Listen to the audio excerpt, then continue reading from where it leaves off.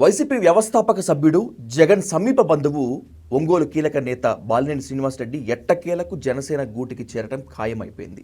ఇక బాలినేని బాటలోనే జగ్గయ్యపేట మాజీ ఎమ్మెల్యే, ప్రభుత్వ మాజీ చీఫ్ విప్ సామ్నేని ఉదయభాను కూడా పయనిస్తారు, జనసేన గూటికి చేరతారు అనేటువంటిది అది కూడా కన్ఫర్మ్ అయిపోయింది. వీళ్ళిద్దరికన్నా ముందు అలాగే వీళ్ళిద్దరి తర్వాత ఎవరు అనేటువంటిదే ఇప్పుడు ప్రశ్న. నేతలంతా ఒక్కొక్కరుగా వెళ్ళిపోతూ ఉంటే వైసీపీ అధినేత జగన్ ఒంటరైపోతారా, లేకపోతే నేతలు ఎంతమంది వెళ్ళినా కూడా ప్రజాక్షేత్రంలో తానేంటూ నిరూపించుకోవడానికి సిద్ధంగా ఉంటారా? ఇటువంటి ఎన్నో ప్రశ్నలు ఉన్నటువంటి నేపథ్యంలో మాట్లాడదాం. ప్రస్తుత రాజకీయ పరిణామాలపై స్పందించేందుకు మనతో పాటు సిద్ధంగా ఉన్నారు ప్రముఖ పొలిటికల్ అనలిస్ట్ చింతా రాజశేఖర్ గారు. సార్ నమస్తే. నమస్తే. వైసీపీ నుంచి ఒక్కొక్కళ్ళు వెళ్ళిపోతూ ఉన్నారు సార్. ఎన్నికలకు ముందు కొంతమంది వెళ్ళారు, ఎన్నికలు అయిపోయిన తర్వాత కొంతమంది వెళ్ళారు, ఇప్పుడు అత్యంత కీలకమైన సభ్యులు వెళ్తున్నారు. బాలినేని శ్రీనివాసరెడ్డి, రేపు ఎల్లుండి సామ్నేని ఉదయభాను కూడా కన్ఫామ్. ఏంటి వైసీపీ మొత్తం ఖాళీ అయిపోతుందా? వైసీపీ మొత్తం ఖాళీ అయిపోతుందా అంటే వచ్చిన ఫలితాలను బట్టి మనము ఎన్నికలైన వెంటనే మన ఫలితాలు చూస్తే ఇంకా వైసీపీ ఖాళీ అనే భావన ప్రతి ఒక్కరికి కలిగింది. కానీ ఎన్నికలు అయిపోయిన తర్వాత జగన్మోహన్ రెడ్డి గారు వచ్చిన ఒక 10-12 సార్లు ప్రజల్లోకి వచ్చిన సమయంలో ఆయనకు వచ్చిన ప్రజాస్పందన చూస్తే ఆయనకి ప్రజల్లో తిరుగులేని ఆదరణ ఉన్నట్టు మాత్రం మనకు స్పష్టంగా కళ్ళ కట్టినట్టు అర్థమవుతుంది. ఆయన మొట్టమొదటిసారి ఓడిపోయిన తర్వాత పులివెందులో వెళ్ళినప్పుడు కానీ, లేకపోతే బషీర్ అనే కార్యకర్త హత్య కావించినప్పుడు వినుకొండ వెళ్ళినప్పుడు కానీ, మొన్న వరదల సమయంలో కానీ రెండు చోట్లకి వెళ్ళారు. విజయవాడ పరిసరాల్లో వెళ్ళారు, మళ్ళీ అలాగే మన పవన్ కళ్యాణ్ కాన్స్టిట్యుయెన్సీ పిఠాపురం కూడా వెళ్ళారు. అక్కడ అశేషమైన జనస్పందన వచ్చింది. పవన్ కళ్యాణ్ కాన్స్టిట్యుయెన్సీలో ఆయనకి అంత జనాదరణ ఉందనేది ఊహించలేము. ఎన్నికల ఫలితాలు చూస్తే అది పొంతన కుదరట్లేదు. ఎన్నికల ఫలితాలు ఆ గణాంకాలు చూస్తే వంగాగీతకు వచ్చిన ఓట్లు, పవన్ కళ్యాణ్కి వచ్చిన ఓట్లు చూస్తే మరి ఆ స్థాయిలో స్పందన జగన్మోహన్ రెడ్డికి ఉండటం అనేది మ్యాచ్ అవ్వట్లేదు. అంటే ఇక్కడ విషయం ఏంటంటే, నేను గతంలో కూడా చెప్పాను, ఎన్నికల కంటే ముందర ఎన్నికల తర్వాత కూడా జగన్మోహన్ రెడ్డి జనంలో ఉన్న ఆదరణ తగ్గలేదు. ఆయనకున్న ఆదరణ ఈవీఎంస్ ఫిగర్స్తో మ్యాచ్ కావట్లేదు. ఇప్పుడు మీరు బాలినేని విషయం గారికి వచ్చారు. బాలినేని గారి విషయము అంటే ఎస్పెషల్లీ అనాలిసిస్ చేసేటప్పుడు మనము టైమింగ్ ఒకటి చూస్తాం. ఆ టైమింగ్ ఎందుకు దేంతో మ్యాచ్ అవుతుంది అనేది చూసి ఆ నిర్ణయం ఎందుకు తీసుకోవాల్సి వచ్చింది, దాని వెనకాల కారణాలు ఏంటి అని మనం చూసుకోవాల్సి వస్తుంది. ఇక్కడ ఆంధ్రప్రదేశ్లో ఈవీఎంస్ ట్యాంపరింగ్ మీద మొత్తం దేశవ్యాప్తంగా 92 పోలింగ్ స్టేషన్లో అప్లికేషన్లు వస్తే 70 పోలింగ్ స్టేషన్లు భారతీయ జనతా పార్టీ అభ్యర్థులే అప్లై చేశారు. అంటే ఏ భారతీయ జనతా పార్టీ అయితే ఈవీఎంలో ట్యాంపరింగ్ జరగడం అసంభవం అని చెప్పిందో 92 మంది అప్లై చేస్తే దాంట్లో 70 పోలింగ్ స్టేషన్లో Bharatiya Janata party అభ్యర్థులే EVM tampering జరిగింది అని వెరిఫికేషన్కి వచ్చారు. ఇది హాస్యాస్పదం. మిగతా 22లో 12 బాలినేని గారు. ఓకే. ఆ 12 కాకుండా 2 ఆంధ్రప్రదేశ్లోనే ఉన్నాయి. ఒకటి ఎంపీ, ఒక ఎమ్మెల్యే, మన బెల్లాన చంద్రశేఖర్ గారు, అలాగే అప్పల్ నర్సయ్య గారు. వాళ్ళిద్దరూ వీవీప్యాట్ మీద కాదు, బ్యాటరీ ఛార్జింగ్ తగ్గింది అనే టాపిక్ మీద వెళ్ళారు. వాళ్ళు వీవీప్యాట్లకి ఈవీఎం ఫిగర్స్కి టాలీ చేయమని వెళ్ళలేదు. ఓకే. సో దేశవ్యాప్తంగా 92 చోట్ల ఈ ఈవీఎం వీవీప్యాట్లని మీకు ఈవీఎంతో పోల్చాలని అప్లికేషన్లు వస్తే అందరూ దాదాపు సర్దుకుపోయారు. కానీ కోర్టుకు వెళ్ళింది మాత్రం బాలినేని గారు. మాక్ పోలింగ్ని నేను ఒప్పుకోను, నాకు ఎన్నికల రోజు వచ్చిన వీవీప్యాట్లని ఎన్నికల రోజు వచ్చిన ఈవీఎం గణాంకాలతో పోల్చండి అని కోర్టుకు వెళ్ళారు ఆయన. మాక్ పోలింగ్కి నేను అంగీకరించట్లేదు అని. అక్కడ హైకోర్టు తీర్పు రిజర్వ్ చేసింది. ఈ రోజు వరకు కూడా తీర్పు రాలా. ఇంకా సుప్రీంకోర్టుకి వెళ్తా అంటున్నారు ఆయన. సుప్రీంకోర్టుకి వెళ్తే ఈ మాక్ పోలింగ్లో ఏం జరిగింది, సుప్రీంకోర్టు ఏం చెప్పింది, ఈ ఈవీఎంలో ట్యాంపరింగ్ చేసిన ఇంజనీర్ల బృందాన్ని పిలిపించి ఎన్నికల రోజు జరిగిన ఈవీఎంలని ఎన్నికల రోజు వచ్చిన వీవీప్యాట్లతో పోల్చవాలని తీర్పిచ్చింది. ఓకే. అంటే మీరు వీవీప్యాట్లని ఈవీఎంని పోల్చమని చెప్పింది. అంటే వీళ్ళు ఏమంటున్నారు, ఎన్నికల రోజు పోల్చమని చెప్పలేదు కదా, మేము మాక్ పోలింగ్ చేసి దాంట్లో పోలుస్తామని చెప్తున్నారు. ఎవరు? ఎన్నికల సంఘం. ఓకే. దానికి బాలినేని గారు ఒప్పుకోలే. ఎందుకంటే ఏ రోజు ఇప్పుడు ఉదాహరణకి ఒక గోల్డ్ షోరూంలోకి ఒకళ్ళు వెళ్ళారు. ఒక షోరూంలోకి వెళ్ళి ఒక చైన్ కొంటానని వెళ్ళారు. ఆయన ఒక 4 బాక్సులు ఓపెన్ చేసి ఒక 20 డిస్ప్లే చేశారు. డిస్ప్లే చేస్తే అది చూపించండి అని వెనకాల ఉన్న చూపించమని చెప్పేసి అతన్ని సేల్స్ మ్యాన్ డైవర్ట్ చేసి తీసి ఒకళ్ళు జేబులో వేసుకున్నాడు ఆయన. ఓకే. సేల్స్ మ్యాన్ ఎన్ని లెక్క పెట్టుకుంటారు కదా, ఒకటి తక్కువ ఉంది అంటే నాకేం తెలియదు అంటే నేను చెక్ చేయాలంటాడు. నన్ను ఇవాళ చెక్ చేయొద్దు, నేను రేపు మళ్ళీ వస్తాను, రేపు మళ్ళీ మీరు డిస్ప్లే చేయండి, అప్పుడు దొంగతనం అయితే నన్ను దొంగ నిర్ధారించండి అన్నట్టుంది ఈ ఎన్నికల కమిషన్ వాదన. ఎన్నికల రోజున వీవీప్యాట్లకి ఎన్నికల రోజున ఈవీఎంలకి పోల్చమంటే అవి పోల్చము, ఇప్పుడు మళ్ళా తూతు మంత్రంగా మరి ఇంకో పోలింగ్ పెడతాము, వాటిలో వచ్చిన మీరు ఒక 200 మంది 300 మంది ఓటర్లు తెచ్చుకోండి, మీరు ఓటింగ్ వేసుకోండి, మీరు ఏ మిషన్లో అయితే ఫాల్ట్ ఉందంటున్నారో ఆ మిషన్, ఏ వీవీప్యాట్ అయితే ఫాల్ట్ ఉందంటున్నారో అవి రెండే పెడతాము, వాటితోనే మీరు చెక్ చేసుకోండి అన్నారు. సార్ చాలామంది అంటున్నారు మరి అవే పెడుతున్నారు కదా, ఏదైతే ఫాల్ట్ ఉందంటున్నారో అదే పెడుతున్నారు కదా అంటే, ఫస్ట్ ఆఫ్ ఆల్ మీరు డేట్ స్పెసిఫిక్ పెట్టవచ్చు. ఎన్నికల రోజున ఫలానా డేట్ నుంచి ఫలానా టైం నుంచి ఫలానా టైం వరకు ఒక గుర్తుకి ఓటు వేస్తే ఇంకో గుర్తుకి వెళ్ళేలాగా ప్రోగ్రామింగ్ చేసుకోవచ్చు. ఓకే. డేట్ స్పెసిఫిక్ చేసుకోవచ్చు. అది చేయలేదు అయినా కానీ ఈ మాక్ పోలింగ్లో కూడా ఎన్నికల గుర్తులతో చేయరంట.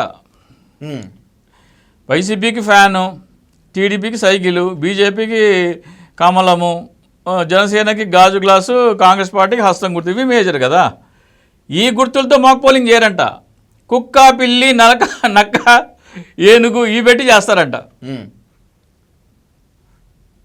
ఎందుకని మీకు భయం ఏంటి? అవును, ఏ మ్యానిపులేషన్ ఏం లేకపోతే, ఏబీ అవకతవకలు లేకపోతే, మ్యానిపులేషన్ లేకపోతే ఎన్నికల రోజు వీవీప్యాట్లు తీసుకొచ్చి, బాబు నువ్వు అన్న ఈవీఎంలో నీకు 300 వచ్చినాయి, దానికి సంబంధించిన వీవీప్యాట్లు ఇదిగో టేబుల్ మీద గుమ్మరిచ్చి 1000 సార్లు ఎక్కేసుకోవయా, 1000 సార్లు ఎక్కేసుకో అనాలి. అవును. లేదు మాక్ పోలింగ్ చేస్తా అంటే, ఆ రోజున నీకు ఫ్యాన్ గుర్తిస్తే ఈ రోజు కూడా ఫ్యాన్ గుర్తు ఇచ్చి, ఆ రోజున నీకు కంటెండర్ ఎవరో సైకిల్ గుర్తిస్తే ఈ రోజు కూడా సైకిల్ గుర్తు వేసి, ఆ రోజున ఏ గుర్తులతో అయితే పోలింగ్ జరిగిందో ఈ రోజు కూడా అదే గుర్తులతో పోలింగ్ చేసి అప్పుడు నువ్వు మ్యాచ్ చెయ్యి. దానికి కూడా నువ్వు వెనకాడుతున్నావు. ఈ రెండు గంటాపదంగా కామన్ సెన్స్ నోడు ఎవడైనా సరే దీంట్లో ఈవీఎంలో ఏదో చేశారని నమ్మచ్చు. ఆయన సుప్రీంకోర్టుకి వెళ్తా అంటున్నారు బాలినేని గారు. ఓకే. 92 మందిలో 72 బీజేపీ వాళ్ళు, ముగ్గురు వైసీపీ వాళ్ళు, ఇద్దరేమో బ్యాటరీ ఛార్జింగ్ మీద, వీవీప్యాట్ మీద కాదు వాళ్ళది, బ్యాటరీ ఛార్జింగ్ మీద. మిగతా వాళ్ళు ఇతర రాష్ట్రాల్లో మన ఒక ఆమెమో బిజు జనతా దళ్ ఆమె, ఒక తమిళనాడులోనేమో డిఎండికే అని బీజేపీకి ఎల్ఐ పార్ట్నర్, ఎన్డీఏ పార్ట్నర్, అది వాళ్ళు కూడా రారు. ఇక మిగతాది కాంగ్రెస్ వాళ్ళు ముగ్గురు ఏదో ఉన్నారు. వాళ్ళని మేనేజ్ చేసుకుంటారో ఏం చేసుకుంటారో తెలియదు. కానీ బాలినేని ఒక్కడే మాత్రం నేను సుప్రీంకోర్టుకి వెళ్తా అంటాను. బాలినేని సుప్రీంకోర్టుకి వెళ్ళకూడదు. ఏం చేయాలి? బాలినేని మన ఫోల్డ్లోకి తెచ్చుకోవాలి. ఓకే. మరి బాలినేని గారి టర్మ్స్ ఏంటో నాకైతే తెలియదు. కానీ ఆయన ఇప్పుడు జనసేనలో చేరితే సుప్రీంకోర్టుకి వెళ్ళరు. ఆయన కూటమిలోకి, ఎన్డీఏ కూటమిలోకి వస్తే మేము చేరతానంటున్నారు కదా, ఓకే, అపాయింట్మెంట్ అడిగినట్టున్నాం. చేరితే కనుక ఆటోమేటిక్గా ఈవీఎం ట్యాంపరింగ్ కేసు, బాలినేని గారిని ఈవీఎం ట్యాంపరింగ్ కేసులో ఆయనని సైలెంట్ మోడ్లో పెట్టడం కోసం డీల్. మరి బాలినేని గారు దీన్ని ఒప్పుకుంటారో లేదో నాకు తెలియదు. కానీ కనీసం 2-3 వేల కోట్లు అడిగినా కానీ అంత దమ్ముంది ఈరోజు ఆయనకి అంత ఇచ్చే కేసు అది. బాలినేని గారు సుప్రీంకోర్టుకి వెళ్తానంటే 2-3 వేల కోట్లు కాదు, 5 వేల కోట్లు ఇచ్చినా కానీ ఆయన ఆపుతారు. అయితే జగన్తో విభేదాలు బాలినేనికి ఎప్పటి నుంచో ఉన్నాయి. వైవి సుబ్బారెడ్డి ఆధిపత్యం తట్టుకోలేకపోతున్నాడు బాలినేని శ్రీనివాస్ రెడ్డి. ఒంగోలులో తనకి ఇవ్వాల్సినటువంటి పదవులు ఇవ్వట్లేదు, ప్రాముఖ్యత ఇవ్వట్లేదు. తన వద్దన్న వాళ్ళని తీసుకొచ్చి చెవిరెడ్డి భాస్కర్ రెడ్డిని ఒంగోలులో తీసుకొచ్చి పెట్టడము, ఇలాంటివి ఎన్నో పరిణామాలు. జగన్తో విభేదాలు ఎప్పటి నుంచో ఉన్నాయి అనేటువంటిది మనకు తెలుస్తూనే ఉంది. ఈ నేపథ్యంలో మీరు చెప్తున్నటువంటి వాదన కాస్త సరిపోలినంతగా ఉంది రాజశేఖర్ గారు. జగన్మోహన్ రెడ్డి గారు అంటే ఇది ఓడిపోయారు జగన్మోహన్ రెడ్డి గారు. ఎవరు వీవీప్యాట్ల గురించి వెళ్ళలేదు. మరి మీరు ఎందుకు వెళ్ళారు కోర్టుకి? వైసీపీ నుంచి మీరు జగన్మోహన్ రెడ్డి గారి కోసం వెళ్ళి పార్టీ కోసమే కదా మీరు వెళ్ళింది. నిలబడ్డారు కదా, హైకోర్టుకి వెళ్ళారు కదా. జగన్మోహన్ రెడ్డి గారు తప్పిదాల వల్ల ఓడిపోయాము అని వదిలేసి ఉండాల్సింది కదా. కోర్టు దాకా వెళ్ళి, హైకోర్టు దాకా వెళ్ళి, సుప్రీంకోర్టుకి వెళ్తా అని అంతవరకు వెళ్ళిన మీరు ఈ రోజున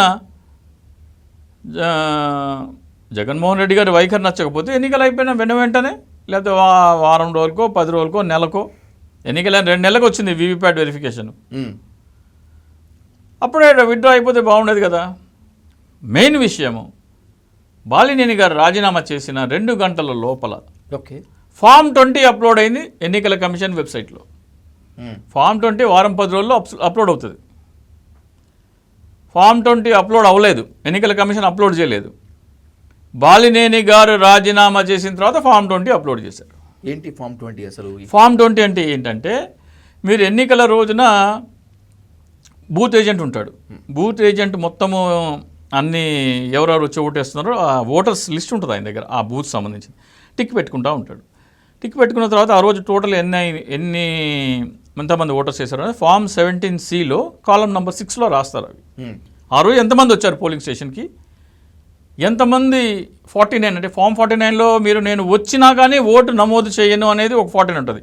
అది చాలా రేర్, ఎందుకంటే నోటా వచ్చిన తర్వాత అందరూ నోటాకి వెళ్తున్నారు. అవన్నీ తీసుకుని టోటల్లో ఈవీఎంలో ఎంతమంది ఓటింగ్ చేస్తారని వేసుకుని అది పెట్టుకుంటారు. పోలింగ్ రోజున ఈవీఎం ఓపెన్ చేసినప్పుడు ఆ ఫామ్ 17(c)లో ఉన్న ఫిగర్స్కి ఈవీఎం ఓపెన్ చేసిన దాని ఓట్స్కి కూడా టాలీ చేసుకోవాలి. ఆ టాలీ కూడా టాలీ అవ్వట్లేదు, ఎందుకంటే దేశవ్యాప్తంగా 543 పోలింగ్ స్టేషన్లు ఉంటే 541 పోలింగ్, ఒకటి యునానిమస్గా సూరత్ గెలిచారు. 540లో మాత్రము రెండిట్లో మాత్రమే మీకు టాలీ అయినాయి. పోలైన ఓట్లు, కౌంట్ చేసిన ఓట్లు దేశవ్యాప్తంగా కేవలం 2 నియోజకవర్గాల్లో మాత్రమే టాలీ అయినాయి. 540 టాలీ కాల. ఓకే, అదొక పెద్ద ఫ్లా. సరే, ఈ పోలింగ్ స్టేషన్లో ఫలానా పోలింగ్ స్టేషన్ నెంబర్ 1 వెంకటాపురం ఉంది. వెంకటాపురంలో వైసీపీకి మొత్తం పోలింగ్ స్టేషన్లో మొత్తం ఎన్ని ఓట్లు? 1000 ఓట్లు. పోలైన అన్ని 700.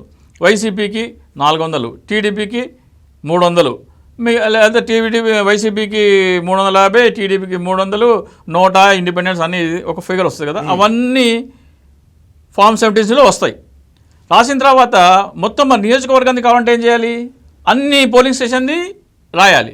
So polling station number 1 Venkatapuram, ఈ ఫలానా ఓటు వచ్చినాయి. పోలింగ్ స్టేషన్ నెంబర్ 2 సీతాపురం, ఫలానా వచ్చినాయి.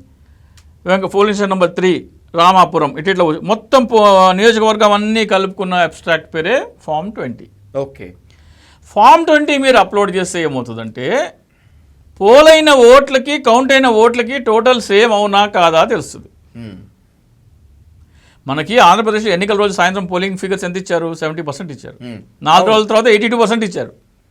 12% పెరిగింది. ఈ రోజున 5G యుగంలో మీరు ట్యాబ్లు పెట్టుకొని అప్లోడ్ చేసే రోజులలో ఈ రోజు సాయంత్రం ఫిగర్కిను ఫైనల్ ఫిగర్కి 12% తేడా ఉండకూడదు. ఓట్ ఫర్ డెమోక్రసీ అదే చెప్పింది. అక్కడ చేసినంత ఐఏఎస్ ఆఫీసర్లు ఓట్ ఫర్ డెమోక్రసీ వాళ్ళు ఏమంటారు? మేము 30 సంవత్సరాల నుంచి ఎన్నికలు చేశాము, పోలింగ్ రోజు చెప్పిన అంకెలకి ఫైనల్ ఫిగర్కి 1% కంటే ఎక్కువ తేడా ఎప్పుడూ లేదు. ఇది బ్యాలెట్ పేపర్ యుగంలో, ఈరోజు 5G యుగంలో ఉన్నాం మనం. సో ఆ మ్యాచ్ అవ్వకూడదు అంటే ఇప్పుడు ఫామ్ 20 అప్లోడ్ చేస్తే ఏమవుతుందంటే అది బయటపడుతుంది. ఓకే. నెంబర్ 2, ఫామ్ 20 అప్లోడ్ చేస్తే ఇంకో విషయం ఏమవుతుందంటే, సీతాపురం 1000 ఓట్లు ఉన్నాయి, 700 ఓట్లు పడినాయి. వైసీపీకి 350 పడాలి, టీడీపీకి ఒక 250 పడాలి. ఇది ఒక అంచనా ఉంటుంది, ఊర్లో అందరికీ రఫ్గా తెలిసిపోతుంది ఏరియాలో. కానీ రివర్స్ అయిందనుకోండి,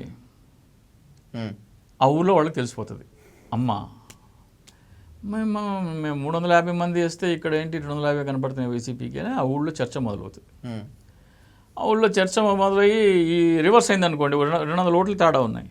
ఎమ్మెల్యే ఆ ఊరికి వెళ్తే మేము వేసిందంతా వైసీపీకి, మీ ఎన్నికల ఫ్రాడ్ అని అడుగుతారు. ఎస్పెషల్లీ బాలినేని గారు కనుక దానికోసం సుప్రీంకోర్టుకి వెళ్ళి పోరాటం చేస్తే ఇది చాలా క్రిటికల్ అవుతుంది. దేశవ్యాప్తంగా వైరస్ లాగా అంటుకుంటుంది. బాలినేని ఒక్కరు వెళ్ళినందు మాత్రాన ఒంగోలు అసెంబ్లీ నియోజకవర్గానికి కాదు అది. ఆయన కనుక సుప్రీంకోర్టుకి వెళ్తే ఇండియా కూటమి మొత్తం ఎత్తుకుంటాయి అవి. ఎందుకు టాలీ చేయట్లేదు మీరు? మాక్ పోలింగ్ ఎందుకు చేస్తున్నారు అసలు? ఇవంతా నేషనల్ వైజ్ ఇదంతా మీకు 45 డేస్ వరకు మీకు వీవీప్యాట్స్ ఉంచమంటే 10 డేస్లోనే డిస్ట్రాయ్ చేశారు. అవును. సో ఇవన్నీ బయటపడతాయి. సో బాలినేని గారిని సైలెంట్ చేయాలా? బాలినేని గారికి వైసీపీ నుంచి బయటికి రావడం అవసరం ఎంత ఉందో రూపాయి అయితే, బాలినేని గారు వైసీపీలో ఉండకుండా బయటికి రావాల్సిన అవసరం ఎన్డీఏకి ₹1,00,00,000 ఉంది. బికాస్ ఆఫ్ ఈవీఎంస్ ఇష్యూ వల్ల. అది ఆయనకు తెలుసో తెలియదో మనకు తెలియదు.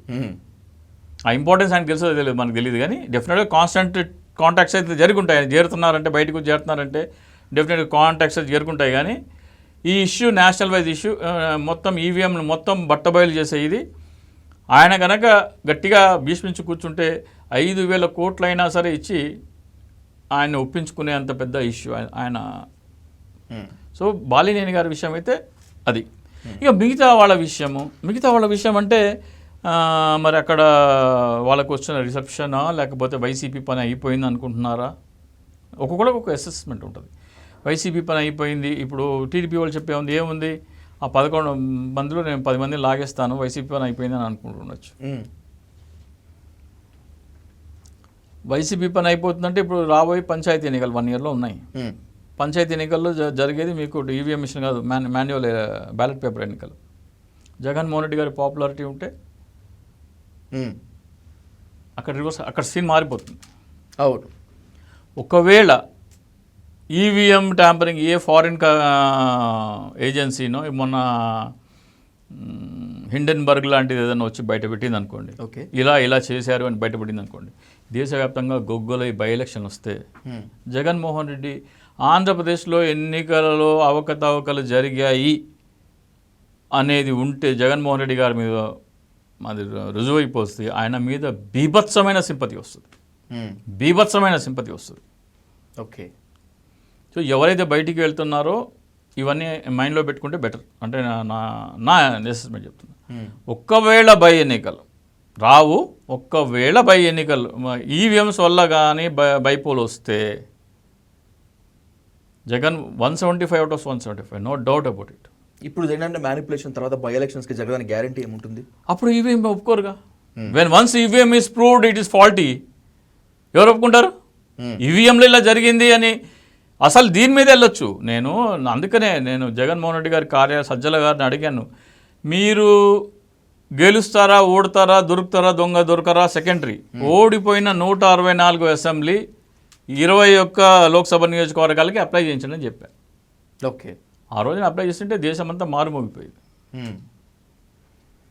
ఈ మాక్ పోలింగ్ ఎందుకు చేస్తున్నాం అంటారు కదా. అవును. ఇప్పుడు ఈ రెండు కామన్ సెన్స్ ఉన్నోడికి ఎవరికైనా చాలు. నువ్వు ఎన్నికల రోజు వీవీప్యాట్లని ఎన్నికల రోజు ఈవీఎం ఫిగర్స్తో నేను కంపేర్ చేయను అంటున్నావు. ఎందుకు కంపేర్ చేయవు? చేయాలి కదా. ఎలాంటి ఒక్కసారి కాకపోతే లెక్కేసుకోవా అని చెప్పాలి. అవును. సరే అది లెక్కేయలేదు, నేను మాక్ పోలింగ్ చేస్తా అంటున్నావు. సరే మాక్ పోలింగ్ చేస్తా అంటే కూడా ఆ ఎన్నికలలో పెట్టిన గుర్తులతో చేయను, నేను వేరే గుర్తులతో చేస్తా అంటున్నావు. ఇది చాలా ఇది it self is an evidence EVM tampering జరిగిందని.